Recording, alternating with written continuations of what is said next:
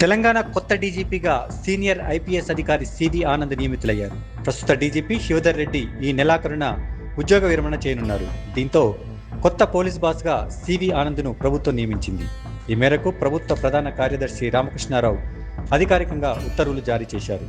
Seniority పరంగా జాబితాలో CV Anand ముందు వరుసలో ఉన్నారు. ప్రస్తుతం హోంశాఖ కార్యదర్శి బాధ్యతల్లో ఉన్న సివి ఆనంద్కు క్షేత్రస్థాయిలో పనిచేసిన సుదీర్ఘ అనుభవం ఉంది. ముఖ్యంగా శాంతి భద్రతల నిర్వహణలో ఆయనకు ఉన్న పట్టును పరిగణలోకి తీసుకుని ప్రభుత్వం ఈ నిర్ణయానికి మొగ్గు చూపినట్టు తెలుస్తోంది. గతంలో హైదరాబాద్ సిపిగా, ఏసీబీ డైరెక్టర్గా ఆయన కనబర్చిన పనితీరుపై ప్రభుత్వం సంతృప్తిగా ఉన్నట్టు తెలుస్తోంది.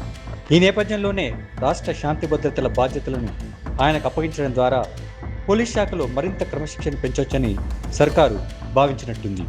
దీంతో ఆయనను డీజీపీగా ఎంపిక చేసినట్టు భావిస్తున్నారు. ప్రస్తుత డీజీపీ శివధర్ రెడ్డికి ఈ నెలాఖరున ఘనంగా వీడ్కోలు పలికేందుకు పోలీస్ శాఖ ఇప్పటికే సన్నాహాలు చేస్తోంది.